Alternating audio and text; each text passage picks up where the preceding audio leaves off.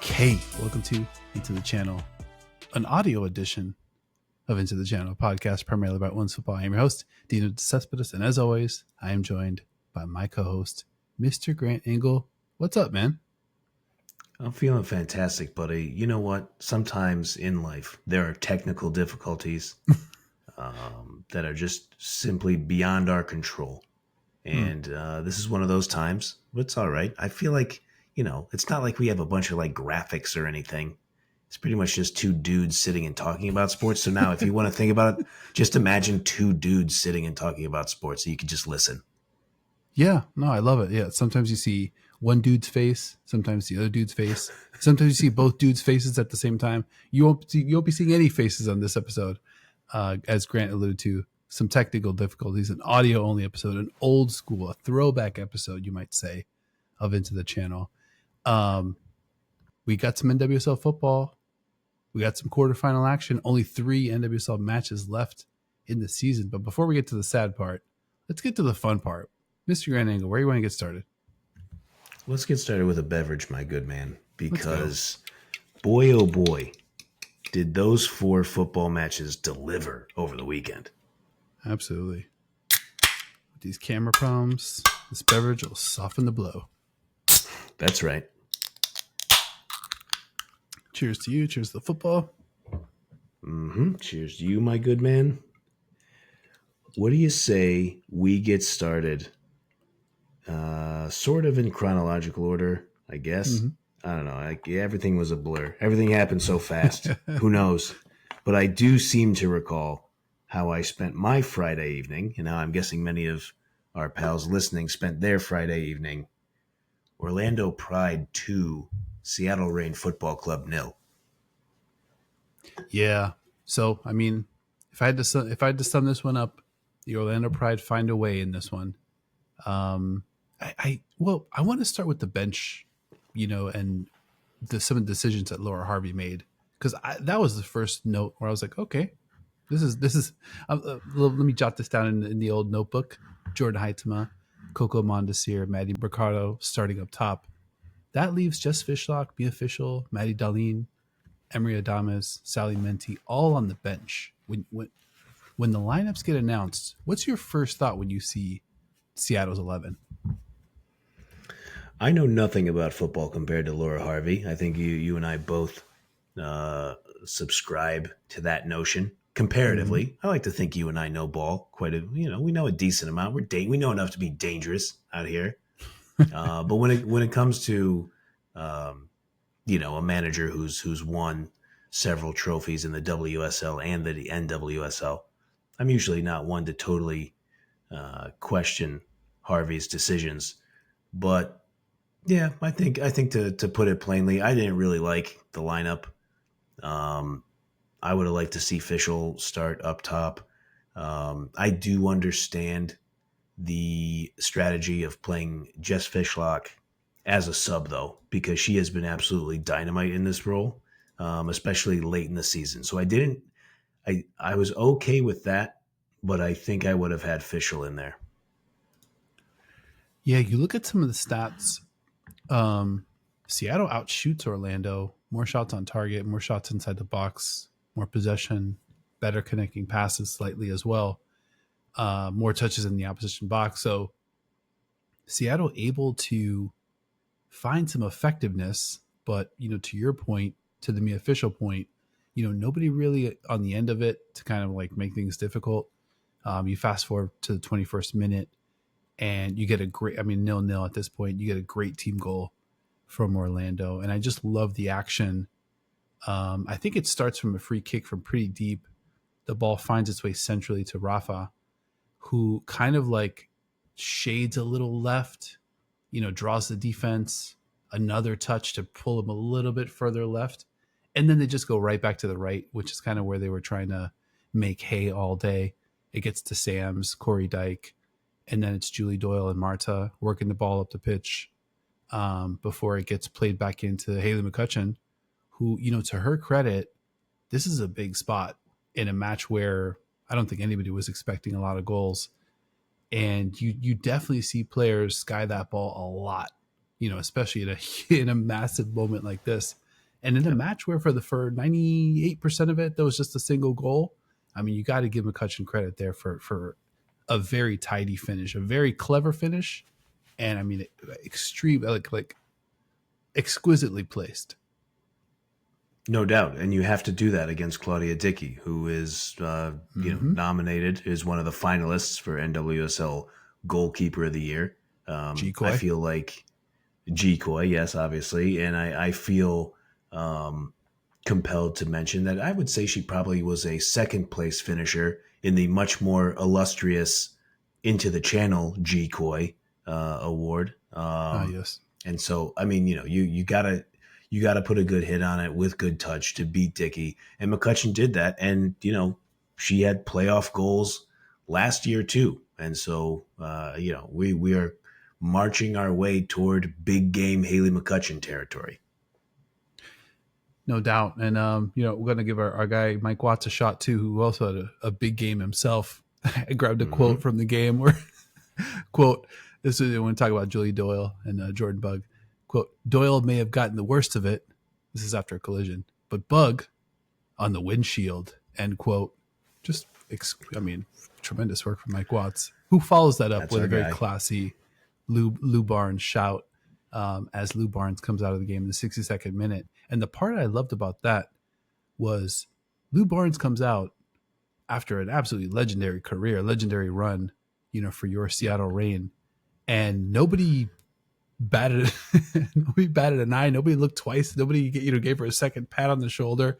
Everyone, it's like everyone knew they were coming back next week for more football. I thought that was a really cool moment from Seattle, just to kind of like not to overlook the legend, and a real milestone, but to have everybody locked in and just with that expectation, you could just see it on everybody's faces in that moment. I won't pretend to know Lou Barnes on any real level, but I think it's a great shout from you because I think that's kind of who she is. Just from the 2 years of just talking to her in some post match interviews and kind of just seeing how she carries herself, the way players react to her. I don't think she clearly in that moment she wasn't going to be interested in hugs or like emotional moments. They still had to get an equalizer. They still had to find a way to win to prolong her career. But I think honestly, most importantly to her, try to find a way to win a football game. And so it's a great call by you that everybody was so locked in on the task at hand. That I think it was well done by our guy Mike Watts. Let him do the talking in that moment while everybody else was so focused. Yeah, no doubt. And I think I'm not sure if it was part of the same sub, but either a minute or two later, Sally Menti, who had just come into the match, rocks the crossbar. And then that's the second moment where I'm like, this lineup, are we sure? Are we sure we kind of nailed it? I think one thing that Laura Harvey did get right, Sam Meza, I thought was really good in this one. Sofia Huerta as well. And I thought that they had some chemistry that at some point kind of seemed like maybe the only way that a goal might happen for Seattle. As you're watching Seattle try to attack and try to break through, obviously understanding the offensive limitations, what was on the table for Seattle in that second half, or just like what was the pathway to an equalizer? Well, you're in luck, my good man, because I joined the post-match press conference all from all the way up here in beautiful Seattle, Washington. Let's go. Um, and dude, after obviously no spoiler alert, everybody, Marta forces a penalty kick at the end, and Orlando stretches it to 2-0. After that happens, there are a couple more minutes pass, final whistle blows, and I would say, I shit you not, within 45 to 55 seconds after the final whistle blows, the power goes out in my neighborhood in Oh Seattle. my god. And I'm telling you, dude, like there are some like electric grid issues like around outside of Seattle, like some of the suburbs have some issues with like wind, taking the power out in some places. Almost never in Seattle. I've lived here for more than 5 years, and just power outages I could count them on one hand. They are extremely rare. Wow. And the power just goes completely out. Me and the shadow EP are just kind of sitting in the living room. She's trying to still absorb everything that just happened to her favorite sports team. I'm, being very quiet and empathizing with her. I'm not, let's just say I know well enough that's not the time for takes from me. I just kind of let her, absorb it and sit quietly. We sit there quietly together. So the power goes out. So I come down to the office. I'm like, all right, well, we got these of course we have the backup lanterns. I go down in my office. It's pitch black. The neighborhood's pitch black. I'm looking out the window. I put on my, I pop open the lantern and I just zoom in to the press conference from my phone. And I'm like, all right, I'm sitting at a solid like 61% on my battery. I'm like, all right, we'll see how long this power's gonna be out. And so, sorry, long time to get here, but I asked Jess Fishlock, okay, so what changed? Like, obviously, she came onto the field in the 46th minute right after halftime, subbed on for Jordan Huitema, who is the player. I mean, I always say, if you're going to say you want a lineup change, say who it is. That's who I would have had Fischel on instead of Huitema. Huitema comes off at half for Fishlock. And the way the Welsh legend just described it was they were able to stretch Orlando's defense a little more in the second half. They were able to get players running in behind the defense, trying to make some more dangerous runs. Laura Harvey mentioned it at the halftime interview that once they put Fishlock on for Huitema, then you move Maddie Mercado into the number 9 role, a more traditional number 9 role, and she excels at that. So that seemed to be the game plan. And anytime you have Jess Fishlock on the field, she's going to be looking in to play those balls in behind, and you can get the same thing from Sofia Huerta and Madison Curry. Yeah, no doubt. I mean, I think Seattle did pick up some momentum down the stretch. Looked relatively close to kind of making it interesting. But another shout out to Mike Watts and Jill Lloyd, because perfect timing. I think in the 80s, like kind of as the game's getting down the stretch, where I think Watts is talking about Seb Hines recounting a story about Marta, saying that Marta comes out when Marta decides she's coming out. And right at that moment, Marta just kind of takes on Jordan Buck, like runs up the left-hand side. And first it's a foot race, and then it's just kind of like bumper cars. And then Marta seemingly just kind of goes through her somehow to kind of like, get in a very magical moment. And then the other point that you alluded to, the run at the very end of the match, I mean, henceforth she'll just be named the run, as far as I'm concerned. So Marta beats Phoebe McClernand, beats them just beats just continues to beat everyone all the time until the end of eternity, apparently. It draws the foul. And then we get the shot of Seb Hines just celebrating like a fan, like just full fist pump, awesome. Like just wide-eyed. What a beautiful moment. Julie Doyle, hands on her head, just completely aghast. And at that point, I'm like losing my mind. I just cannot believe that Marta again, because I mean, like I was there last year when she just basically ended the Kansas City Current with that yes. ridiculous run, which is probably in the running for one of the greatest sports plays I've ever seen with my own 2 eyes in the building. Yeah. And then watching what she does here and the reaction to everybody just losing their minds. And then, dude, I tell you not, like, I shit you not, when Mike Watts starts to let us know that Luana's going to be the one taking the penalty kick, it was 7 or 8 minutes of uncontrollable crying from me. I just could not control myself. Like, just thinking about everything that Luana had gone through. And, we joke on the show, okay, good versus evil. I'll tell you, we have some fun with that. And just to see Marta, a player that like does not have to do that at all. Like, just, if there's any player in the history of the game that deserves to just put that penalty kick through the back of the net, just like blow a hole through the, it's her. And what do we get instead? Like Luana taking a penalty kick. I mean, just what a freaking moment, man. Like, the power was out for like I was out of commission for a completely different reason here for the entire. I would have been an absolute mess if I was working and had to go to step into that press conference. Anytime within the 60 minutes of the final whistle, I'd say. That's incredible, and I appreciate you mentioning that. I want to say, all right, so you were obviously super emotional after Arsenal won the Champions League.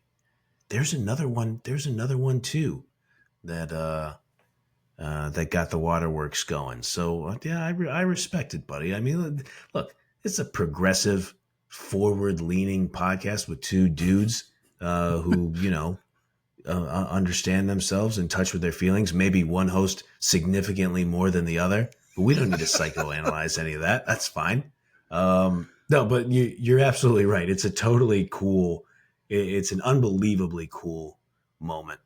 And it's just like, how many different ways could we ever calculate Marta just understanding football so much better than like everybody alive, whether it's like on the field or that emotional move to be like, hey, Luana, you take it. And even when she gave her the ball and just gave, I don't, obviously I don't can't read lips, especially not in Portuguese.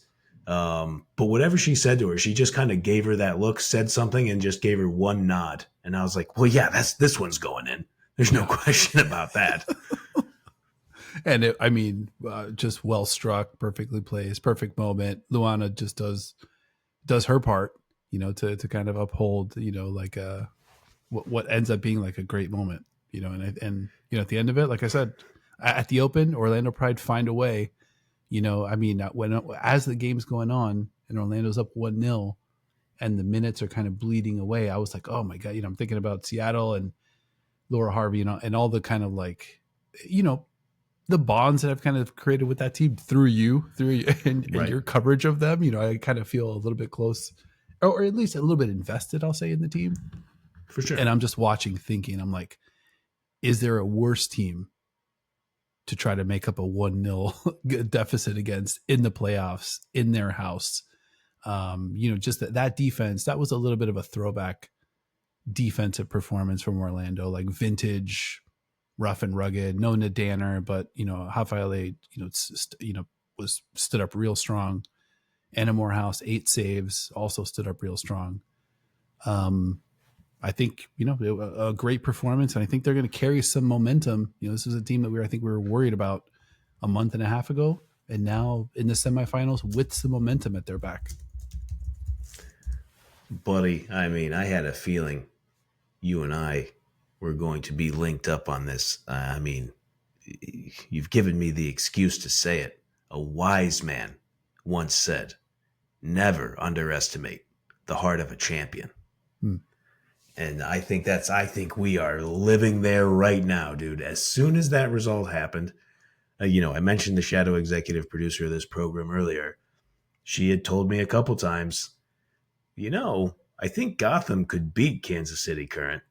And if that happens and Seattle gets this done, we're attending a home playoff game. I said, yep, that is accurate. Oh. And it was known that was at stake for Seattle. And now it's come to fruition for those Orlando Pride. Let's get to that second matchup and the team that Orlando will be facing in the semifinals. KC Current 1, Gotham FC 2. Pretty much like all of us predicted. That's right. No Esther, no Temo Chewinga, no Michelle Cooper. Pretty much means that whatever we thought we were predicting kind of goes out the window. But a little bit along the lines of what we saw with Seattle, when I saw that lineup for KC, I don't want to say it gave me a little pause, but you start to do the math a little bit, and you're just kind of like, all right, you look at the player for player. We talked about it. It was pretty clear, man, from the first half that Gotham had more talent on the pitch. Didn't mean that they were going to win, but more good stuff could happen, I think, based on the players that Gotham had out there. I think that's a really good way to say it. And obviously, great friend of the program, third place winner in the 2015 World Cup Champions League winner in 2007, quadruple winner in 2007, Arsenal legend Leanne Sanderson. I thought she was all over it relatively early in the first half, where Gotham just looked like the better team on the field Mm-hmm. that day as well. No doubt. I mean, whether it's, Jaden Shaw, Midge Purse, I thought looked really good. But the player that I think, sent shockwaves through the first 20-ish minutes of the match, and Katrin Berger, like that save on the Ali Sentnor strike, who, talk about Leanne, that save sent Leanne to a tizzy for sure. But that save seemed to kind of deflate KC because it's a Sentnor strike from distance. She gets a hold of it completely. She gets like the right bend on it. She gets exactly what she wants out of it. And Berger gets to it, and it's like on a day when, you're missing Cooper, you're missing the probably like the presumptive 2-time MVP. You need some of those to go in. And later in the match, Bia had a look too from similar distance. I think a little bit easier to deal with for AKB, but Berger makes that save too. Kind of like knocks it over the bar. Stood up to Nichelle Prince, who had back-to-back chances around the 29th. So I thought Berger in a match like this, when a keeper like that, can stand up tall. You know her resume. I think just as important as any of those Gotham superstars, we'll call them. Yeah, and we talked about it in the preview, not to like pat ourselves on the back or whatever, but that's the thing that can happen in a knockout phase of any cup or, a playoffs like this. What happens if you get an apex goalkeeper game from one of the apex goalkeepers in the league? And that's a part of it. Like, you could just be down bad in that situation. And obviously, everything is way different with no Temwa Chwenga and no Michelle Cooper. And then Vlatko Andonovski reveals after the match that Bia's playing with an MCL sprain. So like she's limited. So he's getting like 50% Bia, no Chwenga, no Cooper. And even with their pretty good depth, there was a play where Nichelle Prince had a shot on goal and she's running down the right wing. And, no disrespect to Nichelle Prince. She's a fine player. She's not Michelle Cooper. And like that could go a very different way if Cooper is on that side in that moment. I mean, it's totally unfair to even talk about, Prince, who I think has played really well stepping into various spots for the current, for sure. But you're talking about the MVP of the league. And you're talking about, I don't know, definitely maybe one of the 10 best attackers in the league right now, like doing it in Michelle Cooper. So it's like, that is a massive amount of talent and creativity and just headaches for the defense to deal with.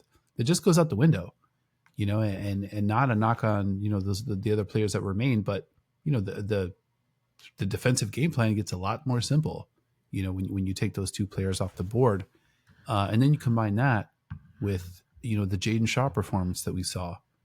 So Shaw hadn't appeared in the playoffs since November 2023. So we're going on 2 years. And Shaw was awesome. Creates 5 chances. Only one other player had more than one chance created in the match. 4 shots for Shaw. That's most in the match. 6 touches in the opposition box. That's also tied for most in the match with Gabby Portillo. She gets the goal. She gets the assist. So, I mean, I think just a massive performance from Shaw. I mean, like another X factor, like you think about the hot goalkeeper as like, one of the archetypes. Another one is the X factor, not sure what to expect in the playoffs. And in a match like this, you get a performance like that, and a couple big moments, like it's not just the performance all day. It's the connectivity in those huge moments. And Shaw went 2 for 2 when it really mattered. And Gotham gets it done. Yeah, it's a great call by you for Shaw as the X factor. And I just felt like on Shaw's goal, it was just such a clear example. And we've talked about it many times. It is I guess speaking of being in touch with our feelings, I'm not sure if this counts, maybe if I could, as in touch with my feelings as I could be, it really speaks to the cruelty of sports and sometimes the unfairness that comes along with being a professional athlete, at least from my view from afar, is that Kayla Sharples had a dynamite season, and she is the 2025 Into the Channel Defensive Player of the Year depoy in Mm. the NWSL, and she just kind of overplayed that ball that's coming into Shaw, and Shaw's able to turn and score. And so like you have this great season. You won the league. You won the NWSL Shield, and that's massive. And Kayla Sharple should be incredibly proud of all that. And then just in that one moment, you kind of see it start to circle the drain just because of one overplay. That's just Yeah. I don't mean to overstate it, but it's just such a bummer for a player who was just outstanding all season. Yeah. No, like it is that close, like the margins. And then when you think about the equalizer for KC, Ellie Wheeler sneaks another ball past Catcher Berger near post, which we saw in the Euros. We saw Aitana beat her kind of in a similar way. Apparently that's the kryptonite for Berger. I think if you're trying to get one past, so we get the drama, we get the equalizer right before the end of stoppage time, and then in a weird twist of fate, I kind of loved that Katie Stengel 120 minutes plus one kind of does the bidding of the soccer gods, because I talk about Catcher Berger. She starts the action, puts the ball ahead to Kayla Duran, moves it forward again, and then a beautiful Jaden Shaw touch before Katie Stengel hits the crossbar and the post to, to just add to the drama, and put Gotham ahead at the very, very dying moments of the match. But I love that the soccer gods kind of saved us from penalty kicks in Kansas Mm. City, because had that one gone to penalty kicks, I can guarantee you all the terrible podcasts that talk about is it fair that the Kansas City Current a historic season and they lose on penalty kicks, and should we this or should we? I fucking who cares? I'm so happy that the soccer gods ended this shit in added extra time. I'm always railing that nothing cool happens in added extra time. It's just us wasting time for 30 minutes or 46 minutes if you're in the NWSL. But something cool actually happened. Katie Stengel puts Gotham through, and I was happy. The soccer gods are happy, clearly, and they saved us. A bunch of crap talk about I don't know, changing the game that we don't need to do in any way, shape, or form. Okay, I love it. I mean, you and I have for people who've been watching the program for a little while. You and I have usually been on opposite ends of this. I like the added extra time because I want to see more football, free football, bonus football, whatever, all the things I like to call it. And you've been a proponent in the past to going straight to penalties. But I mean, after the results of this weekend, maybe it's starting to mosey on over to my side a little bit, which is okay. I mean, I think there are merits to both sides of the argument, but yeah, the action to get the ball forward to Stengel was great. The pass from Shaw, that's one of my favorite passes in football, is just that little dink where you can basically like you can do a no look where really like you Shaw knew where she was going to pass it. She was like, okay, I want this to be outside of my foot, and I know where Stengel is.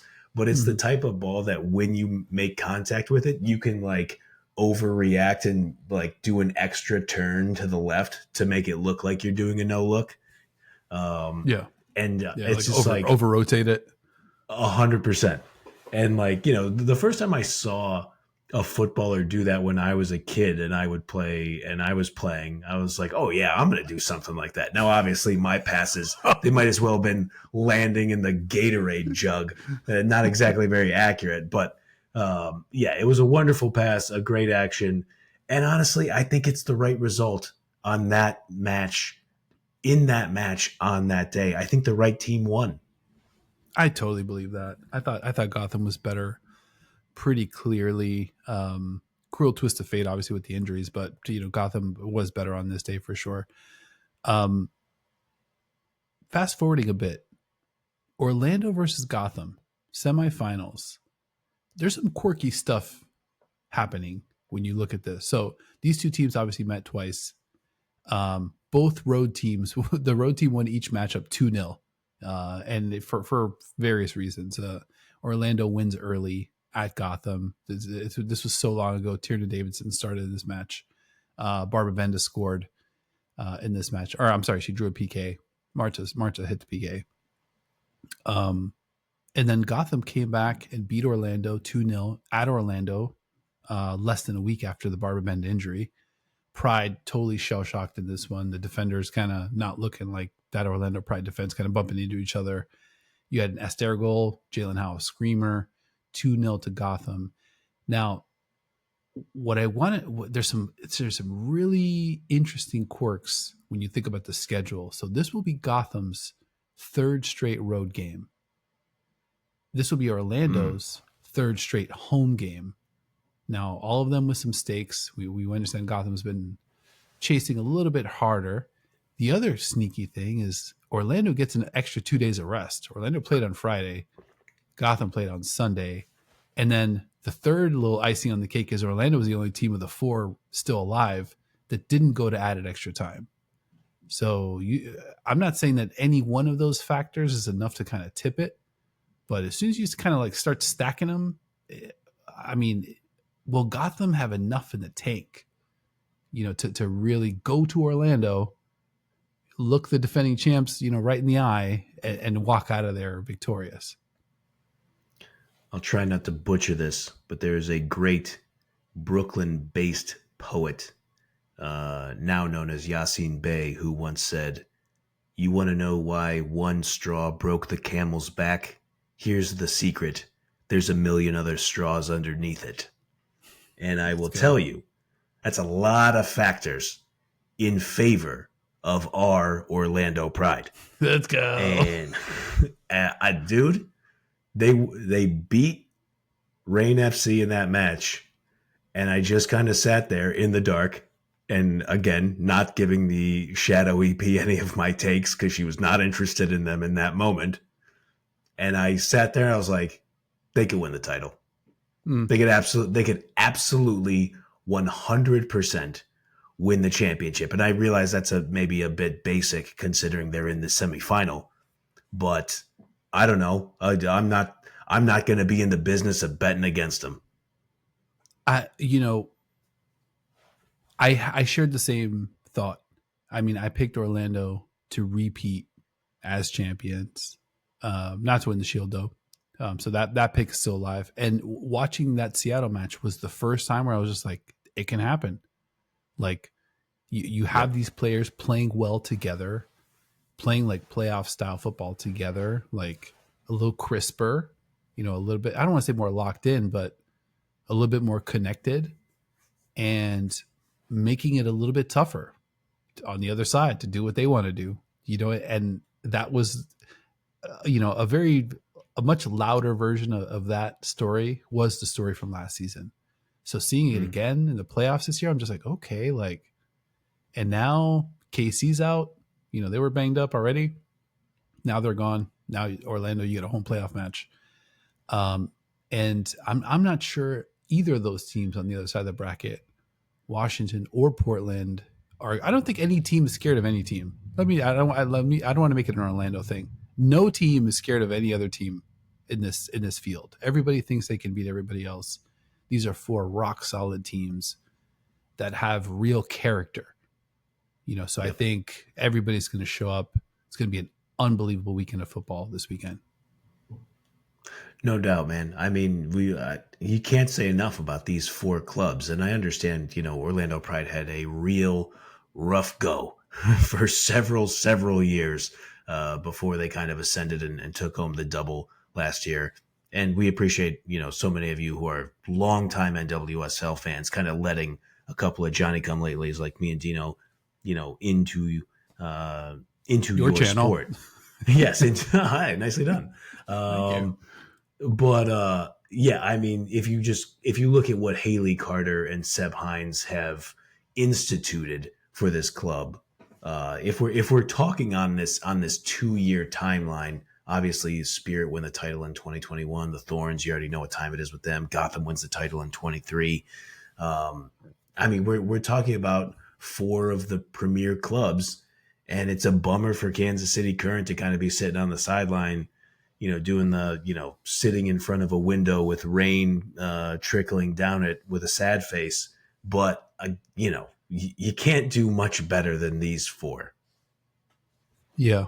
Yeah. It's definitely feel good about where we landed. I would have loved to see Kansas City at full strength, kind of like you mentioned, but that's kind of how it breaks sometimes.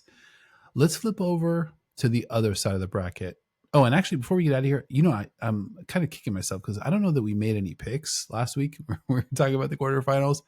I want to make some picks. There's only 3 matches left. I want to pick all 3 matches before we get out of here. So if I forget when I ask you later on in about half an hour, if there's anything else you want to hit before we get out of here, let's hit that before we get out of here. Okay, noted. Awesome. All right. So let's go ahead. Other side of the bracket. Washington Spirit 1. Racing Louisville 1. This one goes to penalty kicks, where Washington Spirit prevails 3-1 over the upstarts from Louisville. What should we talk about? Where do you want to get started with this one? I mean, what a football game. That was enjoyable, man. From pretty much opening whistle, Racing Louisville was up for it. There were multiple moments as the match was happening where I was just like, yeah, they could win. Like, I know in the preview, I was very confident in Washington Spirit. I have been, all season. I love the way they play. But I thought Louisville came in there with a good plan. They were going to muck it up. They were going to play tough. And I thought they were able to kind of impose their physical will in a couple different spots. I mean, I know they only had like 34% of the ball, but they ended up with 6 more shots. They had a couple really, really good chances. And they put Washington Spirit on the ropes. But when you have a ton of good players, when you have a good plan yourself, a team like Washington Spirit is able to kind of keep it, not only just able to keep it even, but then pull it out in the end. Yeah, credit to Louisville, who was at the level for most of the day. So they outshoot Washington 10-8 in extra time, 21-13 in the second half, plus added extra time. Had a shot on target advantage, like you mentioned. Real chances. So obviously, Racing Louisville is another team that equalizes late. But Emma Sears had a screamer at the death that, if you go back and watch it, the audience, the ooh from the audience, that was an extended ooh. That was like a 7-8 second ooh. I mean, that one came so close. Rebecca Bernal had a monster block on Ella Haas right around the 26th minute to keep it 0-0. And then you had like the weird, Kawasi Shas that gets called back on the Lacey Santos offsides. And yeah, I feel like we got to the bottom of it, but it was definitely weird in the moment. And then the ball don't lie, Gift Monday, kind of like putting the Spirit ahead. I mean, just like a real game of Rock'em Sock'em Robots. And then we get the Gift Monday goal to kind of like, the goal for sure that this match needed. Yeah, definitely. And a deserved goal, a great header. Kawasi, creates the space. That's why Kawasi announces, bro. Yeah. I mean, just like figuring out how to create the space and to get off the pass. And they're out there without Trinity Rodman, and this is the attacking strength that they have. And obviously Kawasi's, playing right wing back in that formation, in a 5-back formation. So, an embarrassment of riches for Washington Spirit, who are still not playing at full strength. I don't even think you know, that wasn't even really a Lacey Santos game. Like I thought she was fine, but No, like no, no she didn't way. do like a ton. So yeah, I mean they got a bunch of ways to beat you, and it's just so much credit to Racing Louisville, man, who could have gone in there and be like, okay, you know, first time in the playoffs for a lot of these players. Um, they could have gone out there and really just been a little overwhelmed by the moment, but I don't think they looked like that at any point. No, I like the way they played. I like the way Jordan Bluer played in goal. Um, they were up for it, like I mentioned. And you mentioned it Yeah, wasn't really a Lacey Santos game. I love Lacey Santos. Wasn't really a Croy Bethune game either. 5 right. shots, 0 on target, 120 minutes played, just 4 touches in the opposition box, 2 chances created. So Croy wasn't really. I thought Bethune. Watching Bethune, I want to say like we talk a lot about, and this is the tough part for like an Adrian Gonzalez. We talk a lot about like, oh, the embarrassment of riches. Oh, a good problem to have. Got all these good players, but this is the tough part. You have a special talent, a really good player, a player that you're going to need probably in this next matchup against Portland. Um, you're going to have to figure out a way to kind of like get Bethune involved in the offense. And I Yeah. think what we saw that was working, Kawasi was unbelievable, like Yes. just undoable. Nothing you could do with Kawasi at all. Gift Yep. Monday, a really great player. The perfect player to be on the end of all of that good service. And whoever in Nigeria is making decisions with the Super Falcons and has decided multiple times that Gift Monday is not good enough to play for that squad, you're a dummy. You're an absolute That's dummy. incorrect. Yes, it's an incorrect decision. It's a poor decision. It is a stupid decision. Muy estúpido. If I could channel my cafetera Lacey Santos.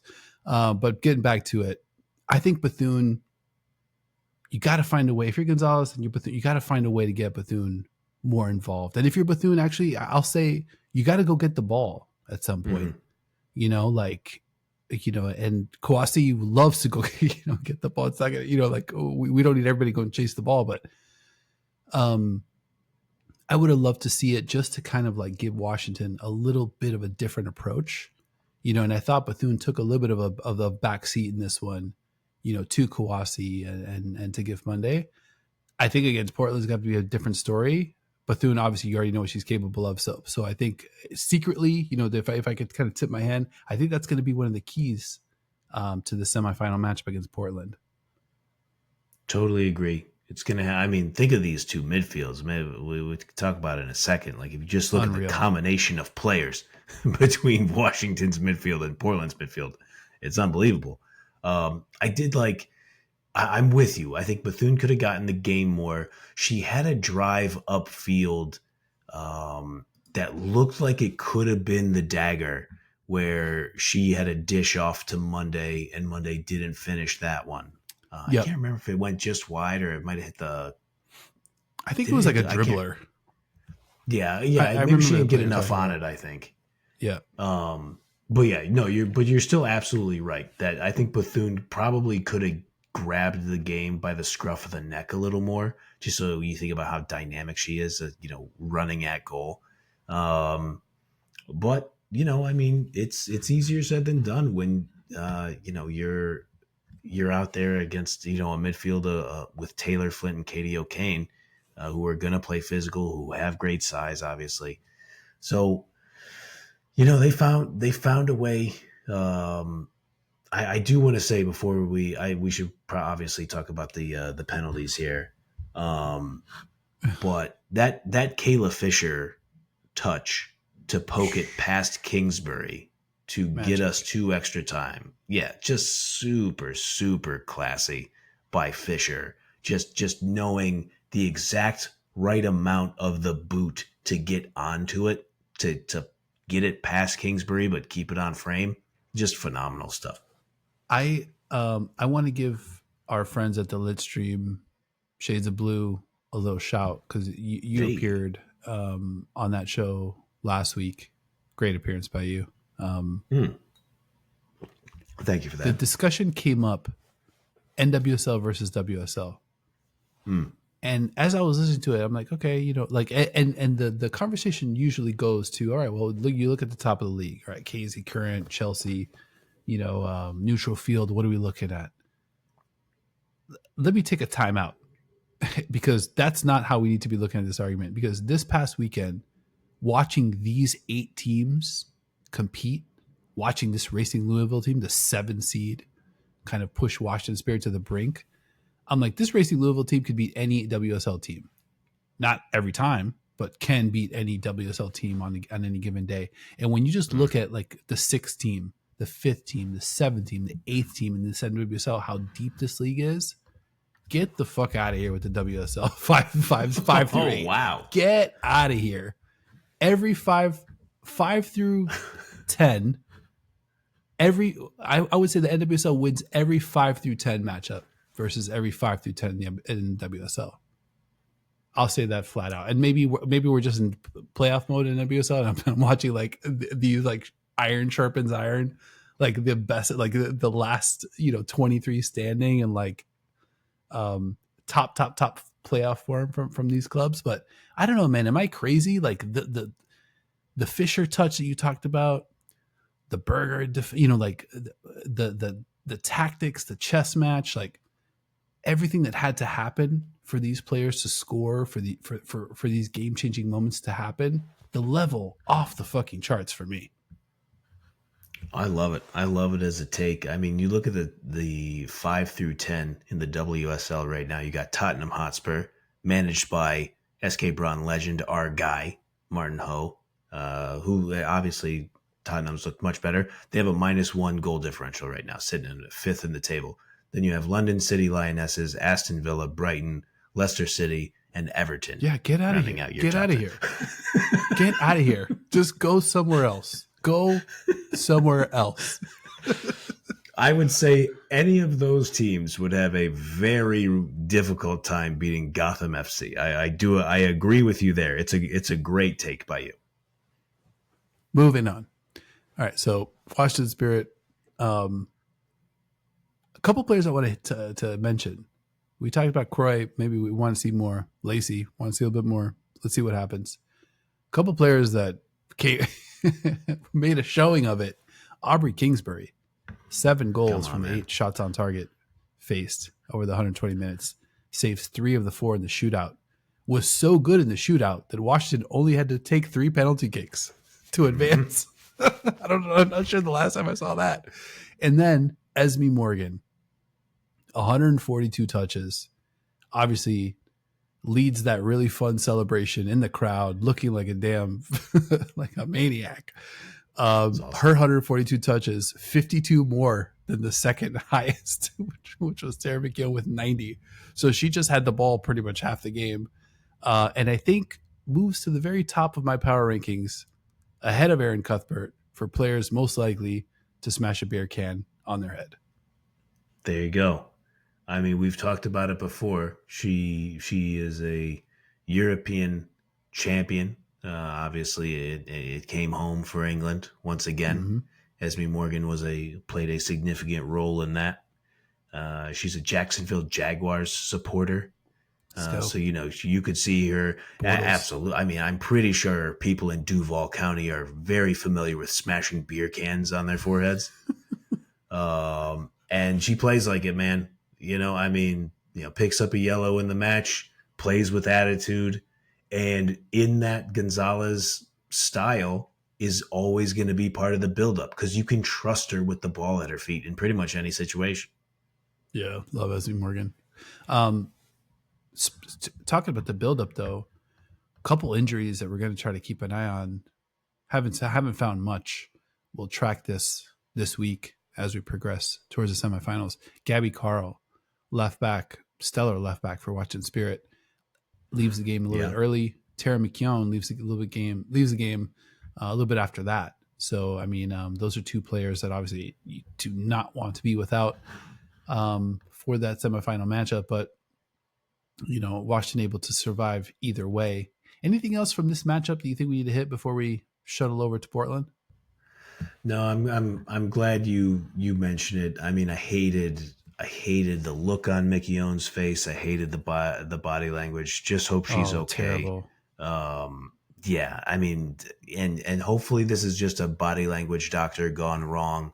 But it looked like she was pretty concerned with the injury. So we'll keep our eyes peeled for updates, and hopefully she's able to play. Because obviously Tara Mickey Owen, one of the best defenders in the league. I believe she's a finalist for the NWSL's Defensive Player of the Year. She's always one of our favorite players to talk about. So hopefully she's all right for the semis. Yeah, no doubt. ITC Best of Lemon Hmm. yelled at me in the preseason to quote that in a There we go. legendary ITC moment. So one of our favorites as well. So definitely hope to see Tara back out this weekend against this team, the Portland Thorns, who advance after beating the San Diego Wave 1-0 with a very late goal from why am I blanking on this? Raylan Turner, assisted from Olivia Moultrie, of course, our That's right. midfielder of the year, our M Foy. This one sort of, I'll say sort of went the way I was expecting. You know, my analysis going into this, Portland arrow pointing up, San Diego arrow pointing down.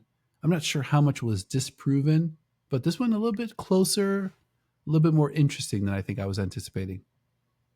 Yeah, credit to San Diego Wave Football Club. I think I definitely didn't think they would be able to keep it that close. Um, Especially getting it to extra time. You know, with the way their attack has been struggling for the past several weeks. Um, I think we're just like, what a terrible spot for them against a historically great club in Portland Thorns, at home in that atmosphere. I thought they did well though. I mean, you know, for me, I just maybe saying they did well. They did well to keep it close. But can I just get some more? Can I get some more Delphine Cascarino time, please? Like, there's just a point where I'm not even rooting for San Diego, but I'm just sitting there like, hey, man, I'm a viewer. I would just like to see Delphine Cascarino on the ball, please. Can you give me some entertainment value here? Yeah, it was tough. I my mind goes right back to a moment where she's yelling at Kimi Ascanio, who kind of runs right past her. Ascanio Yes. doesn't give her the ball, and then like loops back around, doesn't give her the ball again. Ends up turning into a chance. I'm not sure if it was for. I think it was for maybe Dali or Kennedy Wesley, but just a funny sequence. Not funny for Duffy and Cascarino in the slightest, but yeah, man, San Diego Wave, they passed and possessed their way right to Cancun. Like, another match where they outpass and outpossess their opponent, and are not really able to kind of do very much with it at all. I was Yeah. looking at a stat that I wanted to share. So box touches per shot on target. Like these are two stats that we look at. I don't really usually combine them all that often, but essentially, how many times do you have to take the ball into the box to earn yourself a shot on target, right? Mm, So 7 of the 8 teams this weekend were between 2.8 and 5.6. So roughly, you got 3, 4, 5 touches before you can get a shot on target. Seven of sure. the 8 teams, okay, were between 2.8 and 5.6. San Diego was at 9.75 touches in the box to Yeah, that generate sounds a about right. single shot on target. A long, long day, a long, long, long half third of the season, half 40% of the season, half of the season, second half of the season. San Diego just unable to really kind of like turn all that possession and all of that ball holding into much of anything. I mean, I think you look down the stretch, they had a few chances. It kind of felt like they're like, all right, wow, well, there's minutes left in our season. Maybe let's try to start shooting.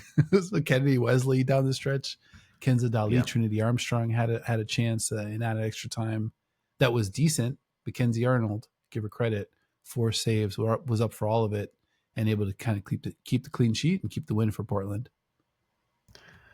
Yeah, I think it's a good point. I mean, 1.31 xG faced on those 4 shots by Mackenzie Arnold. She was up for it.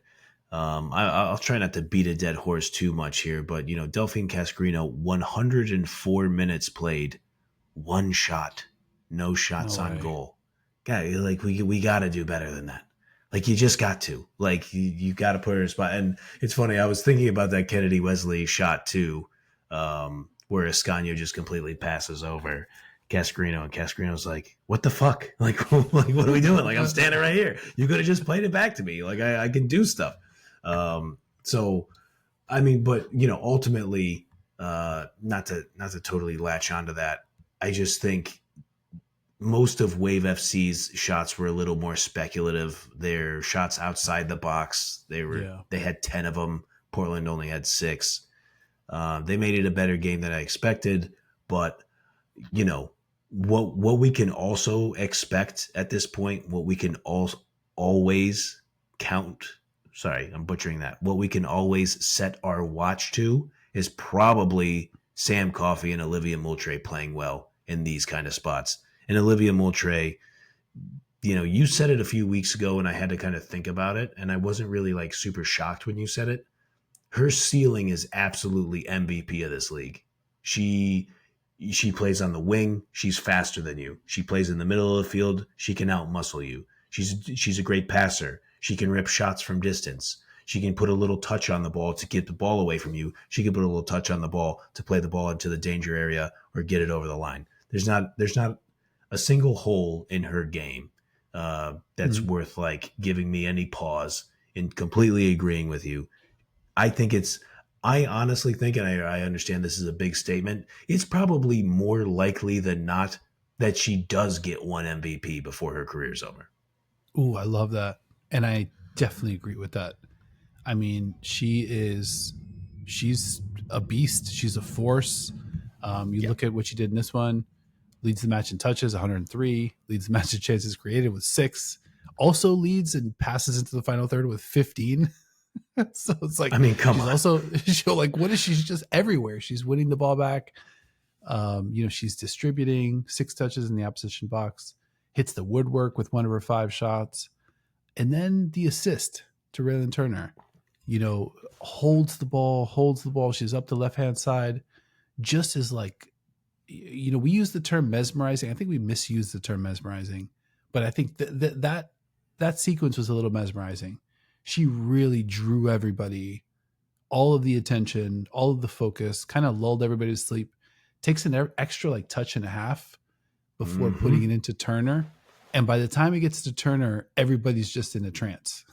Turner, 100%. who's like a dangerous goal scorer, is just by herself, with literally all of the stakes, and is able to just kind of like boop it right into the goal.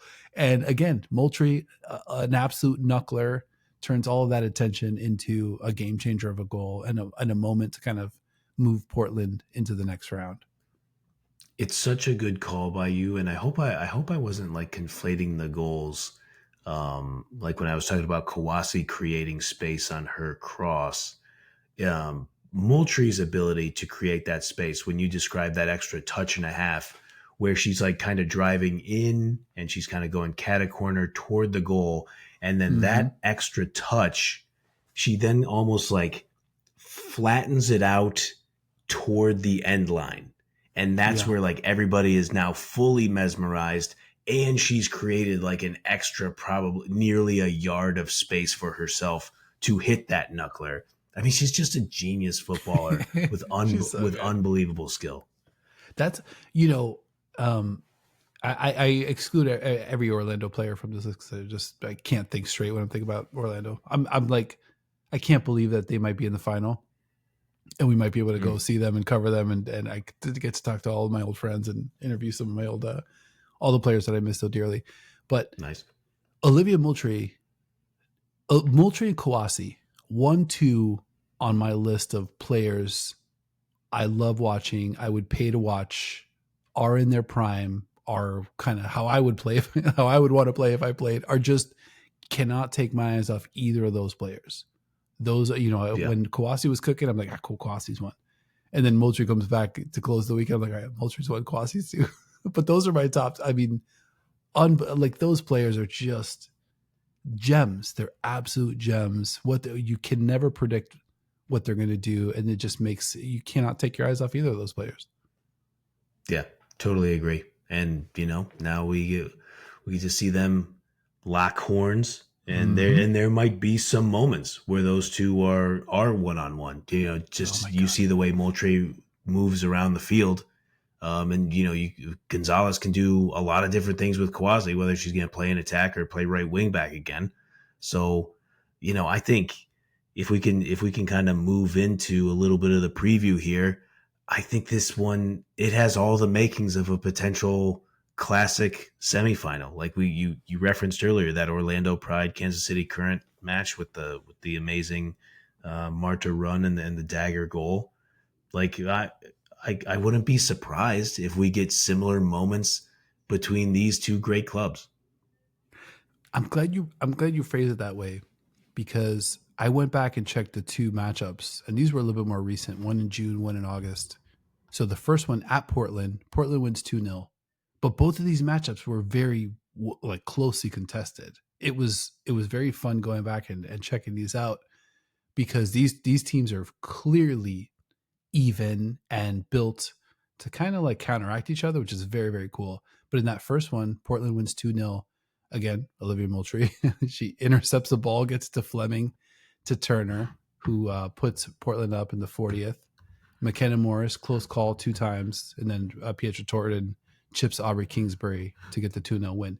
And then in August, the two teams lock up again in Washington. Stop me if you heard this one before. Kawasi de Monday to put Washington up Mm-hmm. 1-0. And then an Olivia Moultrie absolute banger to equalize. And then this was the match where Trinity Rodman hits that rocket 90 plus 2. This was her first goal back after the long, injury, rehab, and then puts her head in her hands after the goal. Just kind of can't believe it. Really cool moment. But if you remember both of those matchups, either of them could have gone either way. I think big chances, big plays, big saves, big stops in both of them. I cannot wait for these two teams to run it back on Saturday. I think that's fair. The only little tiny bit of pushback I'll give you is in that second match, and for for our friends of the show who've listened to a lot of our NWSL episodes, I have referenced that August 3rd match between Spirit and Thorns multiple times since it happened, because as I sat there and watched it, I was like, okay, this Washington Spirit team plays like a Spanish side. And, they had Hmm. 60% of the ball that day. They had nearly 2 XG. They had 17 shots to 10. They had 5 shots on target to 3 big chances to 2, which I think speaks to, Portland still finding a way to keep it close. But I left that match feeling way more bullish on Washington Spirit potentially lifting the NWSL championship trophy, because there were times where I was like, yeah, like it's you know it took a Moultrie scorcher to get the equalizer before the half, but to me it felt like Spirit was just a better team, Hmm. and that was before they had Sofia Cantore. So I think it's going to be interesting. I will not be surprised if Portland Thorns finds a way to get this done, especially because we're kind of still waiting to see, how Rodman is going to look when she returns. But either way, this is going to be absolute cinema, and we better be locked in for it. I'll tell you what, buddy. I think the Portland Thorns do find a way to get it done. I think Outstanding. as I was watching Washington, I jotted in my notes, through the first 30 minutes of the game, and it was very telling that that Kouassi near goal comes off like an errant cross, because as I was watching the first half, I know that they have a lot of good players, but I'm like, who's going to score? And it's a different question from who can score. Because who can score? There's like 7 or 8 answers to that question. But Mm. in this match, in a moment where you gotta do it, you actually have to put your your boot through the ball. The ball has to cross the line. I was watching so closely, because I'm like, these are all young players, somewhat unproven, have had moments in the like in the playoffs and stuff, but at the very, very, upper echelon of like, whether it's like international football or, in the NWSL, not, they're not brimming with like all of this like championship experience. So I really want to see who would score.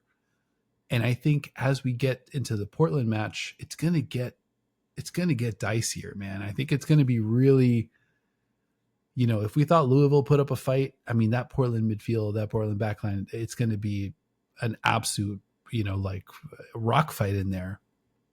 And somebody on that Washington side is going to have to bust through and make it happen.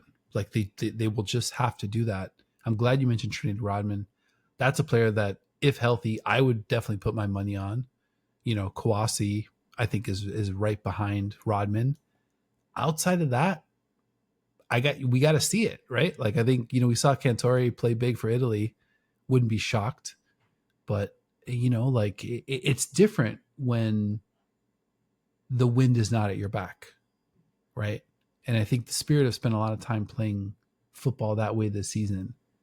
And against Portland, I'm not sure it's going to be that way. I think each of those teams is going to have to go way, way, way uphill to walk away with a win there and get to the final. Totally makes sense. If I may, I will take one football take chip and place it on the roulette wheel and say, I think Hal Hirschfeld is going to do something, whether it's a key pass or the assist or a goal. I think it's going to be a counting stat, and I think it could be something that wins the match for Washington Spirit. I'll go a little bold. I think it's a goal or an assist for Hirschfeld, and obviously, Hirschfeld's not going to be, a huge goal scorer.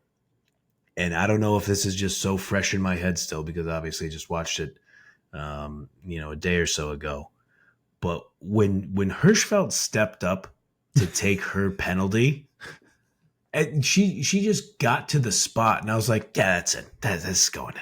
Like there was never a single doubt in my mind that she was going to score that penalty kick. And you referenced, when you interviewed her and Tara McKeown said, yeah, quote that, when Hash Hirschfeld said they had to go out there and thug it out. Great reporting by you on the scene. Thank you. I was like, when Hirschfeld scored that penalty, the outburst of emotion, like the primal scream that she let out, I was just like, oh yeah, that's why we love this player so much. And it made me think, like, we mentioned her when we talked about the 27 World Cup roster. She got the honorable mention. She didn't make it. And as that moment was unfurling, I was just like, she's going to make it as difficult as possible for Emma Hayes to leave her off that roster. Let me ask you a tough follow-up question that I don't even really want to ask you, but I have to ask you this. Is your viewpoint, and maybe, not just on Hirschfeld, but on Washington more generally, is it being colored by the scene during the penalty kicks? Because when I think about the game Hirschfeld had, I don't feel that same type of way. When I think about that scene and her celebration and her penalty kick and how she just kind of, scrambles up to the key, like very frenetically scrambles up and just bangs it. Yeah, it's visceral. I am moved by remembering those moments. But then I think about the game, and then I think about how hard everything was, and I think about how they got outshot and, kind of how things stalled offensively, and then it's just sort of like, all right, well, the goals that we saw this weekend, especially the late ones, off the charts, to be able to like produce a moment like that. And the reality is, I think in the playoffs, you might need to play your best game and also get a moment like that. So it's like, who's producing it? I'm not saying that they don't have the player to do it. I just want to see who it's going to be, and I want to see what it looks like. No, it's a fair question. I mean, yeah, it being the last thing we saw, It probably has an impact on my opinion, but I do also while people have their thoughts on like momentum in air quotes in sports and how momentum only exists as long as you're playing well, and then when your opponent starts playing well, then they suddenly have quote momentum. I totally get Snatched that, it but away. snatched away, took control. Now it's being played on their terms. All those things. Um, the I do have a little bit of belief in teams kind of unlocking something, and like Mm-hmm. you know I just think if you're going to go up against that Portland Thorns midfield, then a big body, scrappy, down to fight, not fight in a dirty way, but down to fight on a football pitch, defensive midfielder like Hal Hirschfeld, that's going to go a long way. You need that against Sam Mm-hmm. Coffey and Olivia Moultrie, and I think Yep. that I think she's gonna have that. And then you think about, you have Hirschfeld, Santos, and Bernal, who none of the three of them are gonna be shy about making a foul when they need to, and they're gonna push the limits of what the referee will allow. And I think that's probably part of the most successful recipe you could use to upend the Portland Thorns.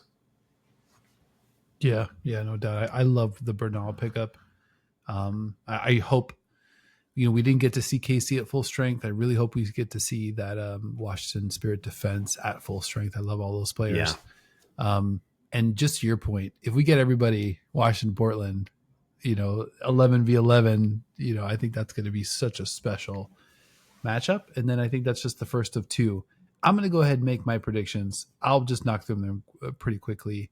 No score predictions. I'll just cut to the chase. I think Orlando gets past Gotham. Too much championship experience, too much championship medal, too long a road for Gotham to kind of survive. I think their season ends here. And I think Portland on the road gets it done. They lean on some of that institutional excellence. Rob Gale, our Koi Moy, coach of the year, manager of the year. Congrats again to Coach Gale. I think they get it done. And I think in the final, I'll rewind all the way back to our NWSL 2025 season preview, where I predicted the Orlando Pride would raise a second championship back to back. So give me Orlando over Portland in the final as my official prediction. I mean, I thought we were going to do a show after the semis, but we could have done the final prediction there. That's fine. I like it. We could just change it after it. I was listening to one of the shows and they had the full prediction before the play. I'm not sure. I can't remember who it was. I'm not sure if it was Leanne, but I was listening to a show and they're like, yeah, this is my pick to win it all. And I'm like, damn, why the fuck did we do a pick? we did UC Champions League machinations. We did a whole 40 minutes on that. We could have made an NWSL pick. Anywho, hopefully that's been rectified. Orlando over Portland. All right, fair enough. And you don't want to do scores? I could do scores. Let's see. Give me 2-1 Orlando over Gotham. Give me 1-1 PKs Portland over Washington.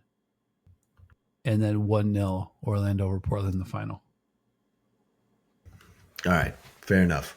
I am going to go 1-0 Orlando Pride over the Bats. I think, heart of a champion stuff.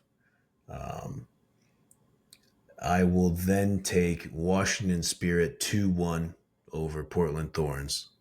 Mm-hmm. Washington Orlando in the final, where I am going to pick Orlando 1-0 in extra time over Washington Spirit. Very spicy. Damn. Marta goal. Everybody celebrates. Oh, your boy's in the building. You already know we're going to be in the building. Oh my God. We'll be part of that, everybody. We'll be celebrating. Let's get that credential locked in NWSL, and then we'll be good. We'll be there. Hey, if anybody from the NWSL is listening, On November We know you 7th are. last year, we received our notification about our credentials. We are now sitting on November 11th. This is a bank holiday. I mean, I'm not expecting any emails today. So what are we doing? We're like 10 days away. I think last year, 17 days before the final. I went back and did the math. We were alerted. Now we're 10, 11, 12 days out. This is just unacceptable. Let us know. Come on. I mean, this is just a formality. You already know what time it is. You can't have a final without your boys from the IGC in the building, especially one featuring the Orlando Pride. I mean, what are we doing? What are we talking about here? It's ridiculous. Mm-hmm. No, I'm with you, man. I mean, we're just waiting on the message. Maybe a carrier pigeon will deliver it. Perhaps a raven. You never know. So yeah, we're just looking out for those credentials. It's in your, in your backyard. Luckily, it's not too much of a flight for me, so I should be able to make it happen, even if I do get the accepted credential late. So just hit us up, NWSL. I like to think we cover the league fairly well. Our pals on Reddit would agree, I'm sure. Let's go. So yeah, just invite us to the party. I thought we were cool. We are cool. We don't need confirmation on that. Quick episode calendar. In case you missed any of these, our NWSL Award Show, which we reference a couple times during this episode, we broke down the MVP, the Roy, the Depoy, the Moikoi, the G-Koi, the M-Foy, all of the awards. We gave them out. And we also provided a nice layer of analysis with some video later this week.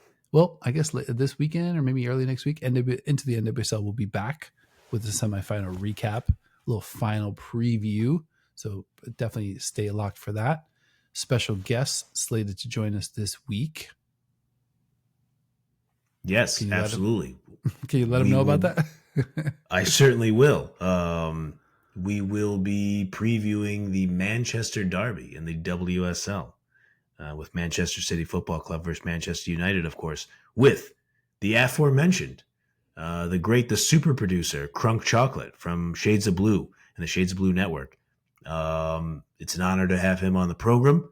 And so we're gonna preview that. Obviously, Manchester United in the UEFA Women's Champions League. We got that little bit of spin. I think everybody's probably familiar with it by now. I'm a City supporter. Crunk is a City supporter. So we'll be chopping it up with our good pal Crunk here coming up soon. So please, check it out. Yeah, should be a lot of fun. Shout out to Sharpie Charlie, who had a heater of a take about Jess Park on that episode. Outstanding. A lot of fun. Listen to that. Champions League returns this week, November 11th. Actually returns later today, actually. Champions League match day 4 next week. We'll be covering both of those, so definitely keep it locked. Huge slate forthcoming. All right, man. I think we definitely did it at this point. Anything else you want to hit before we get out of here? I mean, you talked about this being a little bit of an old school show. I don't know if it's something like sans video. We just run a little long. So thank you for everybody who's made it to this point. I kind of wonder if when we are on video, I'm just like, okay, I just want to be off camera so badly that I just talk faster and we get to it quicker. But we also had a lot to break down. So, what are you going to do? We appreciate you guys rocking with us. And I do think we've did it. I do think we've done it. Let me allow you to get to the proper intro now. Or outro. I don't even know. Who knows what I'm even saying at this point. Yep. I do think we've introed the show properly. Now we're ready to get out of here. This has been another episode of Into the Channel. Thank you for watching, listening, hanging out. If you enjoyed the show or love women's football as much as your boys do, make sure you're kicking it with us each and every single week. Like, subscribe, follow, leave us a review, YouTube, Spotify, Apple Podcasts, wherever you like to watch or listen. Want to support the show? Patreon.com/Into the Channel. Great way to do that. Into the Channel merch, which you can't see, but we're both definitely wearing a ton of it. Another great way to do that. Links to all of the above, much, much more in the description of this episode. And a big thank you to my co-host as well, Mr. Grand Engle, for I can't see you, but I can see the vision. I can see the dedication. You already know what time it is. I appreciate you, bro. And I can't wait to see you in real life. Hopefully we can still make that happen for the NWSL final. Stop fucking with us, NWSL. Send us our credentials so we can remove one stressor from our lives. Likewise, buddy. And we haven't even talked about it. If we are both in California for the final, how are we going to do a show? Like, are we going to be like on the same camera? Like, I don't even know how all that's going to work. We haven't worked out any logistics. We're about as prepared as a league that hasn't sent out the accepted credentials yet. That's okay. That's just synergy, man. We're just on the same page. So we'll figure it out together. We also got to figure out when we're going to do these Champions League episodes. We got to do the Manchester Derby. A lot of things going on, and we always appreciate you guys rocking with us. Let us know, what did you think of the quarterfinals? What are your picks for the semifinals, for the final? Drop knowledge in there. Who did we miss? Who should we have talked about from those quarterfinal matches? Please let us know. We always appreciate the education. Thank you so much for watching, and we will see you all. Maybe see you. Maybe we'll just hear you. Who knows? Next time. You did the salute, right? Of course. You couldn't hear it? No. Just checking. Thanks.